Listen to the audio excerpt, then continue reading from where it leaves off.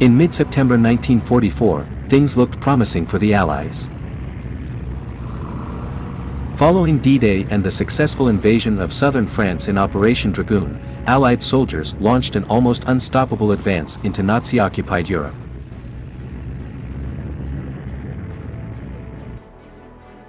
German forces were retreating to the safety of the Siegfried Line, a series of hardened defenses and fortifications that stretched more than 390 miles, along Germany's border with France and the Netherlands.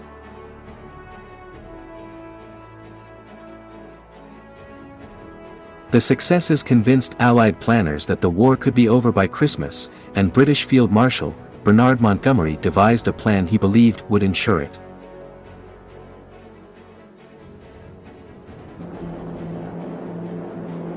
The plan, known as Operation Market Garden, which was the largest airborne operation in history, was launched on September 17, 1944.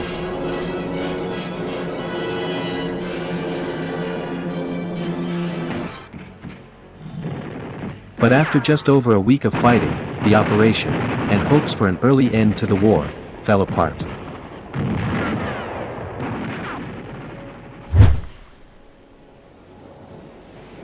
The brainchild of Bernard Montgomery, the plan involved the combined use of airborne and armored divisions, carving a path through the Netherlands, securing several vital bridges across the branches of the Lower Rhine, and holding these long enough for Allied armored divisions to reach them.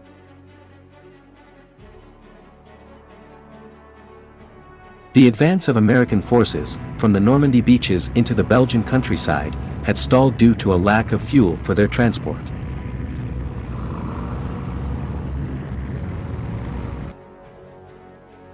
Montgomery had obtained permission from Allied Supreme Commander, General Dwight Eisenhower, to launch Operation Market Garden. Eisenhower did so, in order to keep the retreating Germans under pressure, but he gave the plan limited priority, in terms of supplies. The plan was to drop 3 airborne divisions into the Netherlands, with the goal of capturing the Rhine River town of Arnhem. Troops would then advance into Germany's industrial heartland, cutting off supplies to the Reich, in the Ruhr Valley. They would then proceed to Berlin. More than 40,000 soldiers, 3,600 aircraft, and hundreds of tanks were prepared. The entire operation was expected to last 3 to 4 days, and if successful, the Allies would start liberating the Netherlands and secure a route over the Rhine and around the Siegfried Line. The American 101st Airborne Division was to be dropped into the area around Eindhoven. The US 82nd was to land further north, encircling Nijmegen and capturing the bridge in that region. The big prize went to the British 1st Airborne Division, which was to parachute into Arnhem, on the Rhine River, with the Polish Airborne Brigade. The British 30th Corps, led by General Brian Horrocks, was crucial to the operation.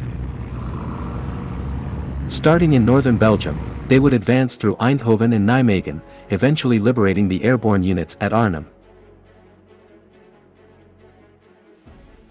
Lieutenant General Frederick Browning oversaw the operation, hoping for success after numerous attempts to command such a mission. However, the operation was a massive failure.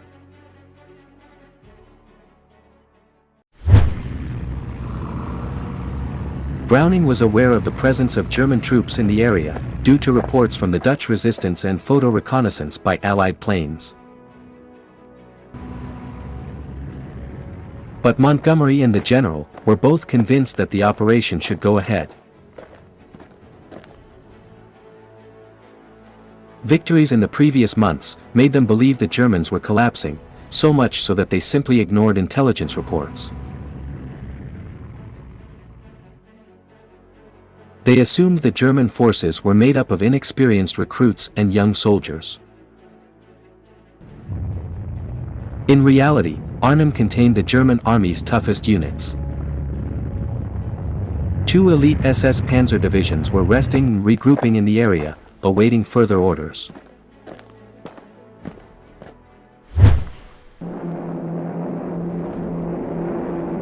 The 101st Parachute units landed perfectly, and made it to Eindhoven before being stopped because the Germans had destroyed the Somme bridge.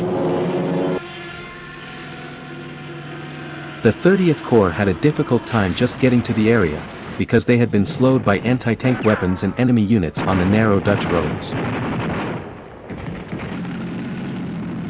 30th Corps had been waiting 36 hours before they could move on to Nijmegen, by the time British engineers finished installing a pontoon replacement at Somme. The 82nd had initial success, but after taking the Grave Bridge intact, they attempted a river assault on the Nijmegen Bridge in broad daylight. Their boats had been held up by traffic on the narrow roads. Although the attack was successful, many lives were lost. By the time the units arrived at the bridge, 30th Corps had passed through Nijmegen Center, and was on its way to meet them.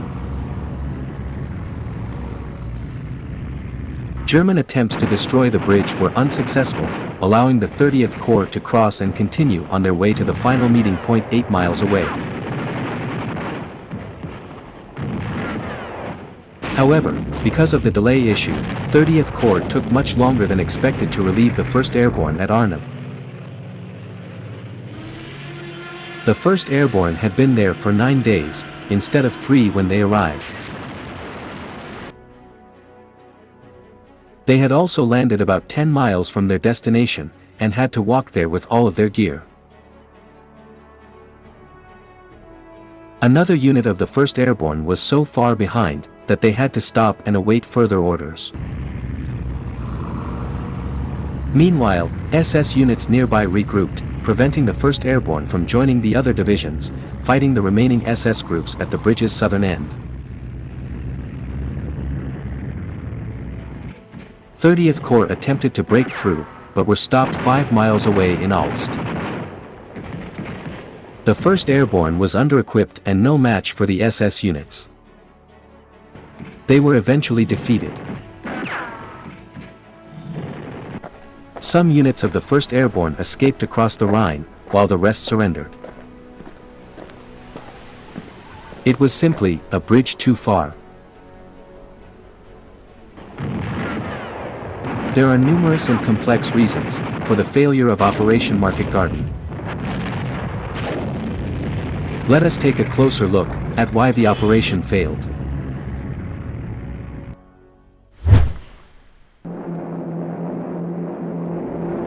The operation was doomed to failure the moment Lieutenant General Louis H. Brereton, commander of the 1st Allied Airborne Army, decided to spread out airlifts over 2 to 3 days, removing any element of surprise. Brereton's limited use of ground attack aircraft over the battlefield, protecting supply drops while escort fighters were in the air, also played a significant role in the outcome. The absence of glider coup de main tactics also contributed.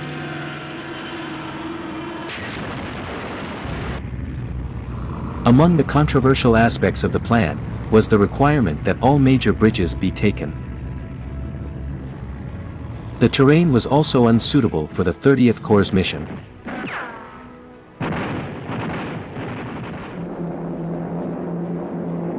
The decision to drop the 82nd Airborne on the Groesbeek Heights, several kilometers from the Nijmegen Bridge, has also been called into question because it caused a significant delay in its capture.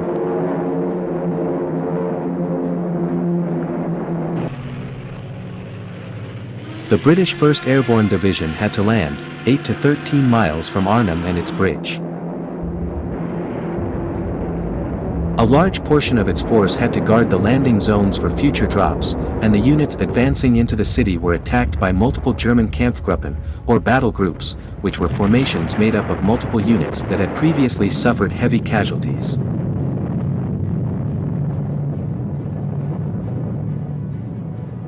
Due to a shaky schedule dictated by the weather, the 101st Airborne Division was without artillery for 2 days, the 82nd Airborne Division was without artillery for a day and its glider infantry regiment for 4 days, and the British 1st Airborne Division was without its 4th Brigade until the 5th day.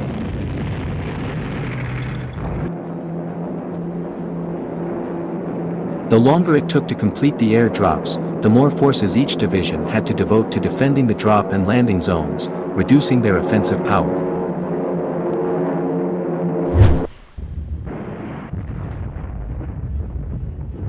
According to the German OB West report on Market Garden, the decision to spread the airborne landings over more than one day was the main reason for the Allied failure.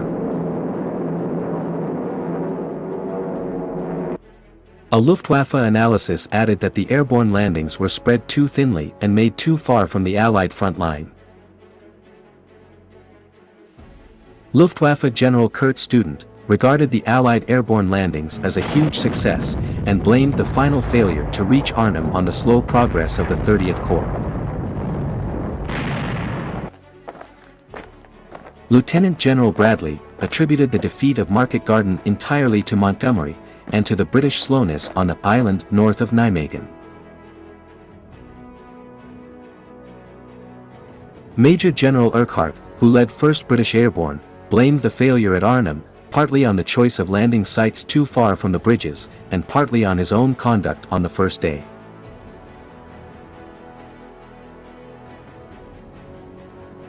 Browning's report blamed the 30th Corps' underestimation of the strength of German resistance, and its slowness in moving up Hell's Highway, as well as the weather, his own communications staff, and the 2nd Tactical Air Force for failing to provide air support.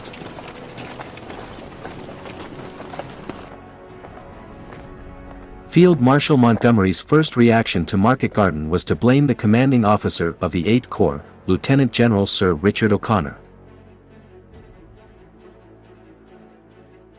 In due course, Montgomery blamed himself for part of the Market Garden's failure, and Eisenhower for the rest. He also claimed that the salient along Hell's Highway served as a base for the 1945 attacks eastward across the Rhine, describing Market Garden as 90% successful.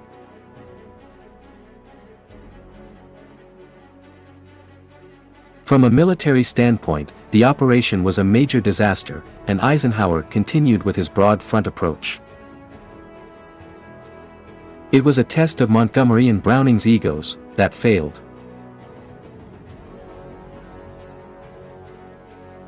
Montgomery was never trusted to lead another operation.